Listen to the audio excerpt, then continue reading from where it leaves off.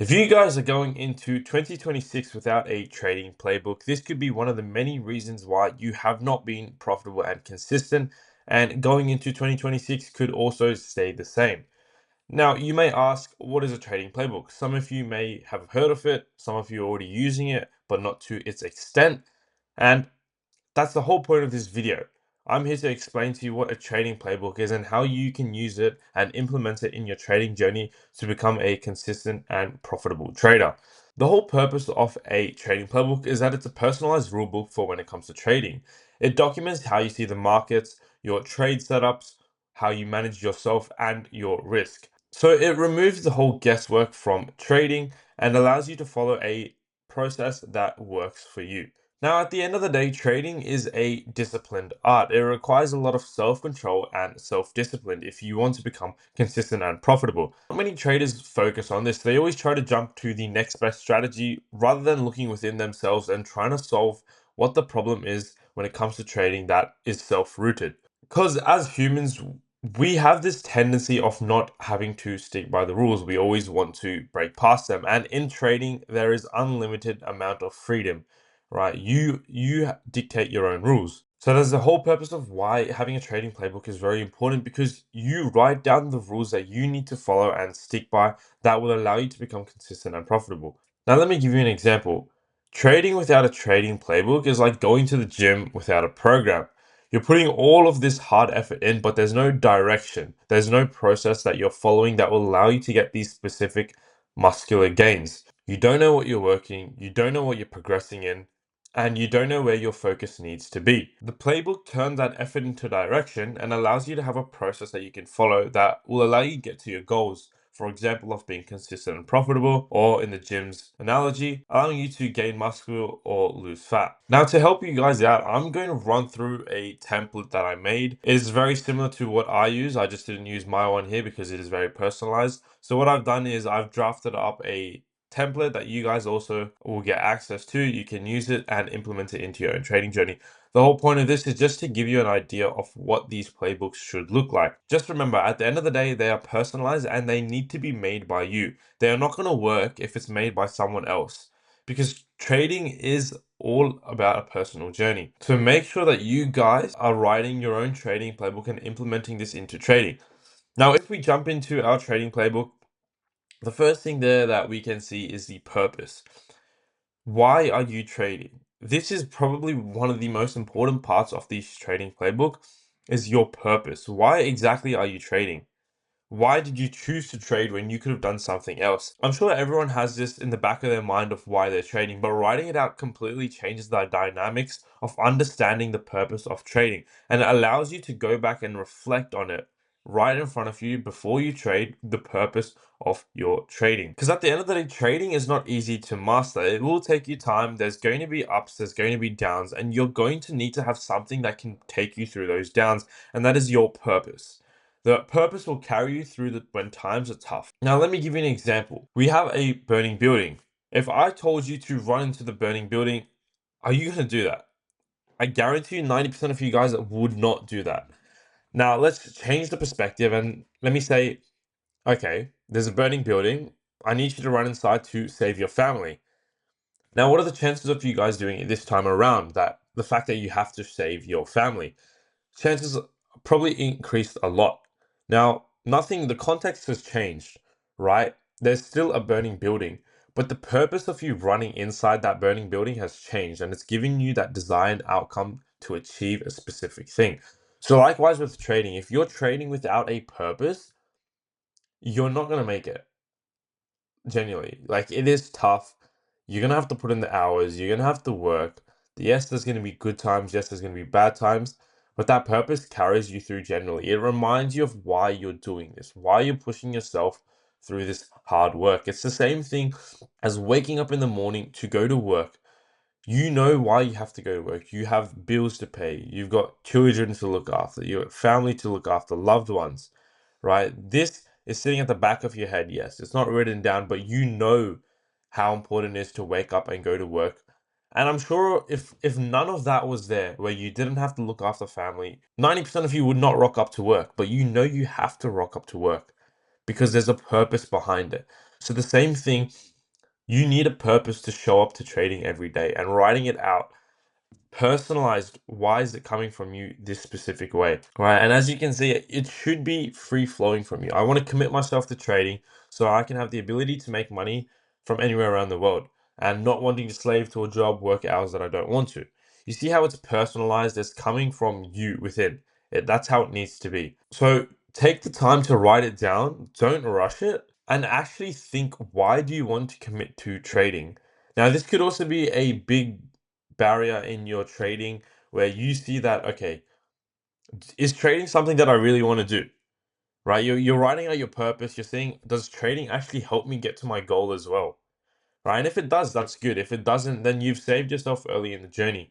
But writing out your purpose for anything in life is always one of the best routes to take. And what I'd suggest is to revisit this as much as you can every day, possibly, or even when times are tough. Especially when times are tough, that is the best time to revisit your purpose, because it's going to remind you of why you're putting up with all of this learning hard curves. Now, if we move on to the next one, trading prayer, this is optional, right? I like to have a trading pair in there because it just gives me a sense of guidance and direction. And this is completely up to you if you'd like to include it. You can use this template here as your trading player, or if you'd like to make your own, like I said, personalized. It's up to you. Anything that you feel like will help you get to becoming a consistent, profitable trader, feel free to put it in there. Now, this is probably the most important part of the trading playbook, and it is your trading strategy. I guarantee you 90% of you do not have your strategy written out, which is a complete big red flag in trading. You need to have your strategy written out, and you need to be following it. This eliminates the feelings and emotions when it comes to trading and allows you to stick to your process. That is probably why a lot of you guys are not consistent, and you think the strategy is the problem, but it's actually you. You're the problem. Why? Because you're not sticking to your rules and your process. You're relying solely on how you feel when it comes to trading. And that is very, very bad. Now, it's the same thing as a pilot when they take off. They literally have a checklist that, okay, this is working, this is in place, yes, this is set. They don't base it off emotions or feelings. Oh, I think this looks good, we'll just leave it at that. No, they have to make sure that they go through these processes to check, is it working? Is it not working? That is the whole purpose of this trading strategy. Now, as you can see, I just did a quick draft example of what you could write out. 4 hour of interest. When you open the charts, that's what you're looking for first. Once you find it, marked it out, tick it off. And as you go, tick these off. And you need to make sure you're ticking off this checklist to say that, okay, this trade aligns with my rules and strategies. I should be taking this trade. Not this trade, I feel like it looks like a good, I feel like it's a bad trade. No, you've got to eliminate all of that emotional bullshit when it comes to trading and solely rely on your rules and strategy. I also didn't write it here, but I'd also suggest a long format trading strategy. This is where you actually go into depth of what you're looking for in the market. Instead of just writing 4 hour interest, you're gonna write out, okay, I'm gonna start out on the 4 hour time frame, and I'm gonna look for areas of supply or demand. The reason why I'm doing this is because of the high time frame bias. Can you see how when you write it out as well, you're explaining the reasons why you're doing that?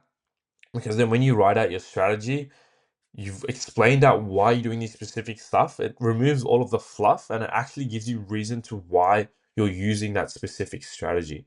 So this is a really good way to make sure you're actually following the process rather than following your emotion. And what I would definitely suggest as well is having a couple of snapshots of your winning trade examples and your losing trade examples. I've only put in two here. You can put in two or more, up to you. Like I said, it's personalized. The reason why this is very good is because it gives you a visual understanding of what you need to look for when it comes to a winning trade and what you should avoid when it comes to a losing trade. Because I guarantee you, when you take a losing trade, if you're at this stage where you haven't written out your checklist, you have no strategy that you're following, no process you're following, the trades that you take are all based on feelings, and they're just bad trades that show you what not to do, where not to enter because of your feelings. So it gives you another visual representation of what you should be avoiding. And the more photos, the better. And me saying this as well, just because it's happened one time in the photo does not mean it's going to happen again. That's something you definitely need to understand. It's just more of an understanding of what's worked and what could potentially work in the future. Now, your non-negotiables, this definitely comes in after your trading strategy. This is basically stuff that you must not be doing when it comes to trading. You're setting boundaries when it comes to trading. And it is very important that you set boundaries because in life as well, we set plenty of boundaries in relationships, at work, around your house. You've got your fences. It's all boundaries. These boundaries allow you to work within a safe space, right? So you need a safe space when it comes to trading because your money is on the line, right? You do not want to be wasting unnecessary money because you could not be self-controlled and self-disciplined. So writing out these non-negotiables, reading through it every day, making sure that you are aware of what you should not be doing when it comes to trading is important. And I've just put out a few here. Not moving your stop loss, a huge one, right? If you've set up a trade and you've put your stop loss there beforehand, that means you've agreed to that being an invalidation point and you should be getting out of the trade. So why would you be moving your stop loss and incurring a bigger loss? Right. That's one of the reasons why a non-negotiable writing it out is important to remember. Trading without a stop loss. Do you want to lose all your money or do you want to stay in the game long enough where you can make money? Right? These non-negotiables are important to set these boundaries when it comes to trading, and highly important that you align these non-negotiables with your trading strategy. For example, my strategy is based around crypto, right? The crypto market does trade on the weekends. So personally for me, from my back testing and my data, I've said, okay, trading on the weekends is not the best. Price is very slow. So no trading on the weekend. Right, so it's a non-negotiable. I can't be trading. Otherwise, if I do, it's going to affect my psychology, which in turn affects my trading. Now, this is a quick list of what values do you need to have to become the top 1% trader. Now, it's important that you understand what these top 1% traders have because you also want to embody these values so you could become one of these traders as well. You also need to understand what it means, these values, how you can implement it into your trading journey. So what I've done here, I've just done a quick example. I've written out discipline. I find that discipline is very important and you guys should as well when it comes to trading. So discipline is the heading. And what does discipline mean? Am I sticking to my strategies? Right? Am I sticking to the strategy checklist that I've written out? And am I sticking to all my habits? So the reason why I wrote there, am I sticking to my habits? Because I personally believe that how I act outside of my trading journey is how I'm going to act inside my trading journey. If I'm doing specific habits, and this will be reflected in my trading journey, how you might ask? Because I'm doing these habits and I'm sticking to them and staying disciplined to them, even though I don't want to do it, right? I could wake up in the morning and say, oh, I don't feel like making my bed, but it doesn't matter. I know I need to do it, so I get it done regardless of how I feel. So that's how when it comes to trading. I feel like this could be a bad trade, but it matches my strategy. It sticks to my rules. So I'm going to enter the trade and the trade works out or it couldn't work out. But the main thing is about being disciplined and sticking to your process. And there's patience as well. Good loser, not greedy, not fearful. What I'd suggest you guys do is write your own what you think a top 1% trader would need, and then you expand on that. Talk about what it means to be a good loser. What does that mean to you, and how can that help you get on your trading journey? Now, reflections is very important as well. Going back and reviewing your trading journey, your trades that you've taken, where you've gone right and where you've gone wrong. Reflections is very important. It allows you to redirect your focus on where to improve and where to stay consistent on areas that you're doing well. So I highly recommend getting into these reflections at least once a month, but I'd suggest weekly. During the week, you do your trading. When it comes to the weekend, reflect, get ready for the week ahead. Find out what went wrong, where you went wrong, and remove that from your process for the next week. Write that in your non-negotiables. Or maybe you found out something works well, write that in your strategy. This is how you got to tailor the mastery of trading. It's refining, reflection, getting better. So definitely suggest reflections. I've just wrote out a few example questions here. The reflection on your trading charts, that's a bit in the trading journal, which we'll get into next. But this is also a reflection also on you.